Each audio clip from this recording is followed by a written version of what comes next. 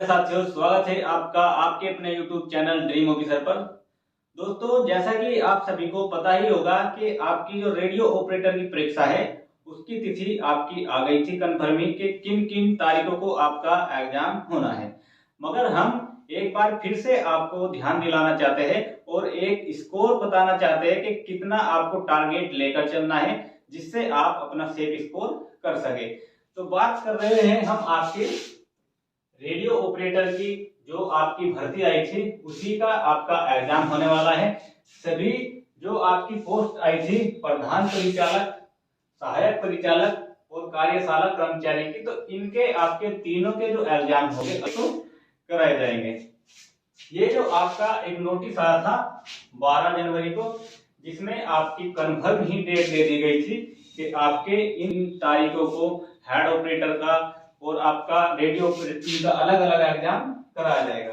तो देखिए, पहले देखते हैं आपका जो हेड ऑपरेटर का एग्जाम है वो आपका 31 जनवरी को होगा। हेड ऑपरेटर का ही एग्जाम बस एक ही डेट को होगा, नहीं तो आपकी जो दो पोस्ट बची है उनका देखिए। जो आपका सहायक परिचालक है उसका एग्जाम आपका 1 तारीख से लेकर 8 तारीख तक फरवरी तक होगा। तो 1 से 8 फरवरी 2024 तक आपका ये एग्जाम चलेगा। इसी तरह जो आपका कार्यशाला कर्मचारी वाला एग्जाम है वो आपका 29 और 30 जनवरी को होगा। ये आपकी 2 डेट में आपका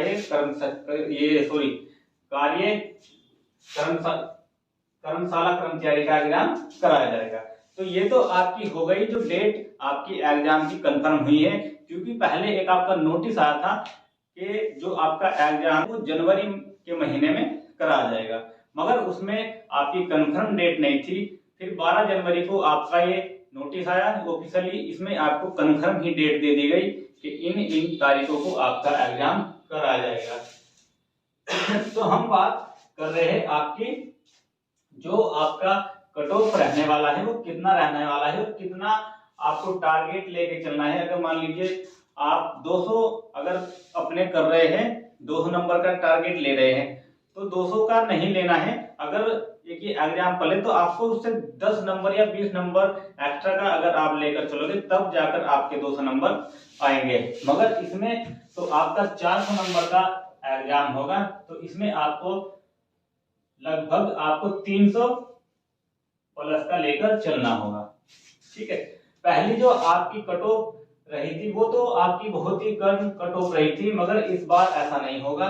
जो आपकी 2017 वाली भर्ती थी उसमें आपकी जो जनरल की कट ऑफ थी वो आपकी थी लगभग 139 पर आपकी कट ऑफ लगी थी। ओबीसी की आपकी लगी थी 136, वहीं एससी और एसटी, क्योंकि उस टाइम पर आपको पता है जो आपकी ईडब्ल्यूएस है इसका कोई भी ऑप्शन नहीं था, तो यही आपकी वैकेंसी बटी हुई थी जनरल, ओबीसी, एससी और एसटी में। तो इसमें आपकी 122 के लगभग शायद लगी थी, और जो आपकी एसटी की है वो आपकी बहुत कम गई थी, 82 नंबर पर ही। तो ये आपकी 2017 की हो गई। मगर 2017 में और 2023-24 में देख लीजिए कितना अंतर है, 6-7 साल का अंतर हो गया। तो अब आप इसका डबल सोचिए, लगभग आपको 300 का स्कोर लेकर चलना है, तब जाकर कहीं आप एग्जाम को क्लियर कर पाओगे, क्योंकि फॉर्म ज्यादा है, कंपटीशन ज्यादा है। और आप देख लीजिए 400 नंबर का है। और इम्पोर्टेंट बात क्या है इसमें, इंपोर्टेंट बात यह है कि इसमें जो आपके 4 सब्जेक्ट है, हिंदी 100 का हो जाएगा आपका, मैथ 100 का, फिर आपका रीजनिंग है 100 का, और आपका जनरल साइंस भी आपका 100 का है। और इम्पोर्टेंट क्या है इसमें, आपको हर सब्जेक्ट में क्वालिफाई होना है, हर सब्जेक्ट में आपको पास होना है। इसी वजह से इसमें आपकी निगेटिव मार्किंग नहीं है, निगेटिव मार्किंग इसमें आपकी नहीं है, मगर हर सब्जेक्ट में आपको पास होना होगा, तभी आप क्वालिफाई कर सकते हैं। अन्यथा अगर मान लीजिए आपके रीजनिंग में तो आपके आ गए, ये समझ लिए 80 क्वेश्चन नंबर, और आपके मैथ में रह गए 20 क्वेश्चन नंबर, तो आप इसमें क्वालिफाई नहीं कर पाओगे। भले ही आपके जो दूसरा कैंडिडेट है चारों सब्जेक्ट में उनके नंबर अगर 250 नंबर बन रहे हैं और आपके 300 बन रहे हैं, मगर अगर आप चारों सब्जेक्ट में पास नहीं हो तो आपको क्वालिफाई नहीं किया जाएगा।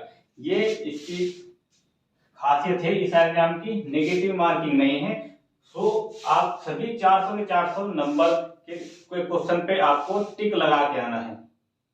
क्वेश्चन आपको एक भी नहीं छोड़ना है, मगर ऐसे नहीं कि बस टिक ही लगा दिया। अगर आपको पता है कि हाँ यही पक्का है उसका, तो ऑप्शन में से आपके पास टाइम होगा, ऑप्शन में से ही ऑप्शन को छांटना है।